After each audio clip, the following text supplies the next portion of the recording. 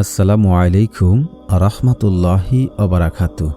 প্রিয় বন্ধুরা, আশা করছি আপনারা সকলেই ভালো আছেন।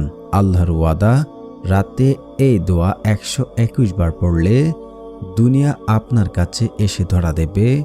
যত বড় ঋণই হোক না কেন আপনার একদিনে পরিশোধ হবে, মনের যে কোনো আশা পূর্ণ হবে ইনশাআল্লাহ।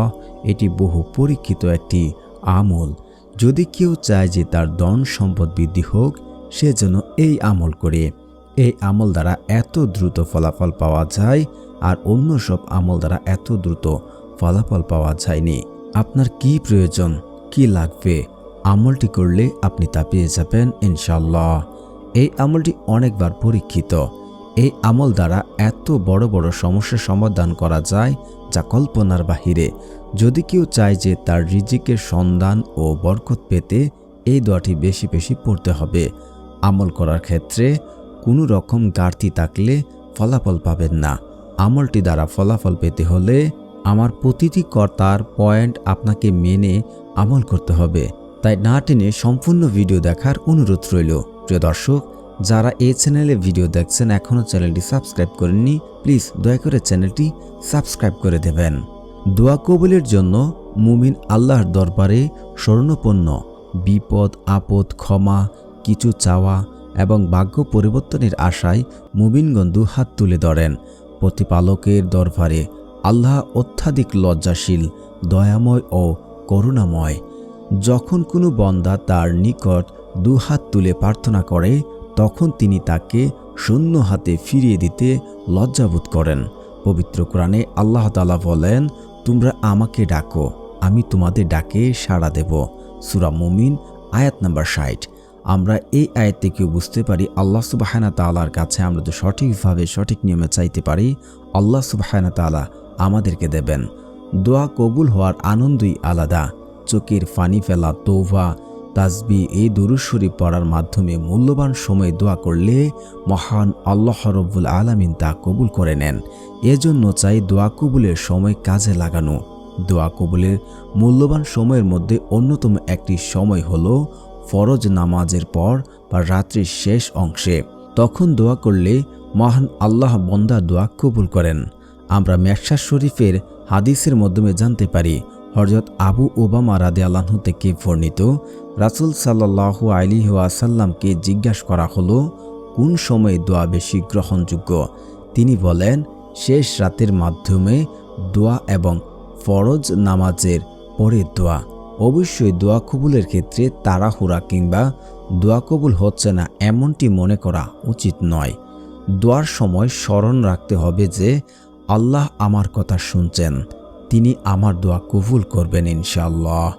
হযরত আবু হুরায়রা রাদিয়াল্লাহু আনহু থেকে বর্ণিত আছে, নবী সাল্লাল্লাহু আলাইহি ওয়াসাল্লাম বলেছেন, বান্দার দোয়া সব সময় গ্রহণ করা হয় যদি সে দোয়ায় কোনো অন্যায় কাজ অথবা আত্মীয়তার সম্পর্ক চিহ্নিত করার কথা না থাকে এবং দোয়ায় তাড়াহুড়া না করে। জিজ্ঞাসা করা হলো, হে রাসূলুল্লাহ, তাড়াহুড়া করা কি? উত্তরে তিনি বললেন, সে বলতে থাকে, আমি তো দোয়া করেছি, কিন্তু আমি দেখতে পেলাম না যে তিনি আমার দোয়া কবুল করেছেন। তখন সে ক্লান্ত হয়ে পড়ে আর দোয়া করা থেকে নিজেকে বিরত রাখে। বুখারী ও মুসলিম শরীফের হাদিস। এটি খুব গুরুত্বপূর্ণ একটি ইম্পর্টেন্ট একটি পয়েন্ট। আমরা অনেকেই দোয়া করি, দোয়া করার পর তাড়াহুড়ো করি যে আমি দোয়া করলাম, আল্লাহ সুবহানাহু তাআলা তো আমার দোয়া কবুল করে নাই। আমি আপনাদেরকে বাস্তব একটি ঘটনা বলছি। আজকের এই আমল দ্বারা যিনি ফলাফল পেয়েছেন, আমাদের একটি ছাত্র, খুবই ভালো একজন মেধাবী ছাত্র, সে বেশ কিছুদিন মাদ্রাসায় আসা হচ্ছে না। তো তাকে একদিন শায়েখ তাকে ডেকে ভিতরে আনলেন এবং বললে, কি ব্যাপার, তুমি মাদ্রাসায় আসছো না কেন? সে কথা বলতে চায় না। এক পর্যায়ে সে বলে যে সে একটি মেয়ের সাথে সম্পর্কে জড়িয়ে পড়েছে এবং তাকে সে বলতে পারছে না, এটা খুব কষ্ট হচ্ছে। তখন শায়েখ তাকে এই আমলটি করার কথা বলে। তো সে 7 দিন আমল করার পর কোনো ফলাফল আসেনি। তখন সে ফোন দিয়ে বলছে যে শায়েখ, আমি তো আমলটি করলাম কিন্তু ফলাফল তো পাচ্ছি না, আমার আগের মতোই লাগছে। তখন তিনি বললে, কিভাবে তুমি আমলটি করেছো? তখন সে সব কিছু খুলে বলে। তখন বেশ কিছু দিক নির্দেশনা তিনি বলেন এবং আমলটি করেন। ইনশাল্লাহ সে ছেলে 21 দিন পর মাদ্রাসায় ফিরে আসে এবং সে ভালোভাবে লেখাপড়া করছে এবং পূর্বে যে ঘটনাগুলো তাকে কষ্ট দিত, খারাপ লাগতো, সেগুলো সে আস্তে আস্তে সে মানিয়ে নিয়ে কাটিয়ে উঠতে পেরেছে এবং আল্লাহর রহমতে সে সব থেকে ফিরে এসেছে। এবং বহু মানুষ এই আমল দ্বারা কঠিন কঠিন বিপদ থেকে তারা উদ্ধার হয়েছে এবং তাদের ঝামেলা দূর হয়েছে এবং তাদের টাকা পয়সা ধন দৌলত বৃদ্ধি করার ক্ষেত্রে তাদের এই আমলটি খুবই কার্যকারী এবং কাজে লেগেছে। তাই আমি আজকে আপনাদের সামনে আমলটি আনছি এবং শাইখ যেভাবে বলেছেন সেভাবে আমলটি করার চেষ্টা করবেন। তো প্রিয় দর্শক, এখন প্রত্যেকটা পয়েন্ট আপনাদের মনে রাখতে হবে যে কিভাবে আমলটি করতে হবে এবং কিভাবে আমল করলে ফলাফল পাবেন। প্রথমে বলে রাখতে চাই, আমল কিন্তু করতে হলে খাস নিয়তে করতে হবে। যারা আমার চ্যানেলে ভিডিও দেখেন অবশ্যই আপনারা বুঝতে পারেন যে আমি কোন কোন পয়েন্টের কথা বলছি। তো আপনার সব পয়েন্ট মেনে আমলটি করবেন। প্রথমে ভালোভাবে উজু করতে হবে, তারপর পরিষ্কার কাপড় পরতে হবে, তারপর জায়নামাজ বিছিয়ে 2 রাকাত নফল নামাজ পড়তে হবে। আপনার পয়েন্টগুলো মনে রাখবেন। তারপর সূরা ফাতিহা 1 বার পাঠ করবেন, তারপর সূরা ইখলাস 3 বার পাঠ করবেন, তারপর 21 বার দুরূদ শরীফ পাঠ করতে হবে। আমলটি অবশ্যই আপনাদের রাত্রে করতে হবে, দিনে করলে ফলাফল তেমন পাওয়া যায় না। আপনারা অবশ্যই আমলটি রাত্রে করার চেষ্টা করবেন। তারপর আপনারা এই দোয়াটি 121 বার পাঠ করবেন আল্লাহ সুবহানাহু ওয়া তাআলার কাছে। তারপর দোয়া করবেন, তারপরে আপনার যা ইচ্ছা আল্লাহ সুবহানাহু ওয়া তাআলা তা কবুল করবেন ইনশাআল্লাহ। এটি বহু পরীক্ষিত একটি আমল। এই পর্যন্ত অনেকেই ফলাফল পেয়েছে এবং আমি নিজেও এই আমল দ্বারা ফলাফল পেয়েছি। তো আমলটি বা দোয়াটি আমি আপনাদের স্ক্রিনে দিয়ে রাখছি, আপনারা দোয়াটি দেখে দেখে পড়ার চেষ্টা করবেন। যাদের মন ভালো আল্লাহ তাদের মনের আশা পূর্ণ করে থাকেন। আজ দেখব কতজনের মন ভালো। যাদের মন ভালো তারাই আমার এই চ্যানেলটি সাবস্ক্রাইব করে দেবেন।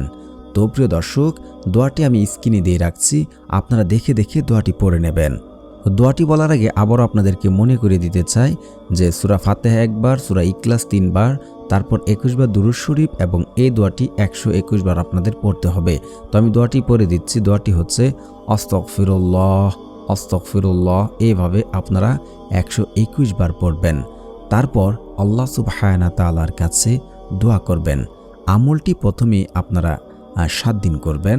যদি কোনো কারণে কাজ না আসে এবং ফলাফল পাচ্ছেন না ওই ছাত্রর মতন, তাহলে আপনারা 21 দিন করবেন। আবারও আমি বলে দিচ্ছি, আমল করার ক্ষেত্রে কোনো রকম ঘাটতি থাকলে ফলাফল পাবেন না। আপনারা যে উদ্দেশ্য, যে কাজের জন্য আমলটি করছেন সেই উদ্দেশ্য এবং কাজের জন্য আপনারা ভালোভাবে দোয়া করবেন এবং আমল করার পরে কিন্তু আপনারা আবার পাপ কাজে, খারাপ কাজে জড়িয়ে পড়বেন না। তাহলে কিন্তু আপনারা এই আমল দ্বারা ফলাফল পাবেন না। হয়তো আপনার কোথাও ঘাটতি রয়েছে, আপনি ঘাটতিটা ভালোভাবে পূরণ করে আপনারা আবার আমল করুন, ইনশাল্লাহ ফলাফল পাবেন। অবশ্যই আপনারা হালাল খাবার ভক্ষণ করার চেষ্টা করবেন এবং এই সময়টিতে 21 দিন থেকে বা 7 দিন আপনারা 5 ওয়াক্ত নামাজ পড়ার চেষ্টা করবেন। তাহলে যত দ্রুত সম্ভব আপনাদের দোয়া কবুল হবে এবং আপনাদের আশা পূর্ণ হয়ে যাবে ইনশাআল্লাহ। আমলটি আপনারা আজ থেকে করতে থাকুন।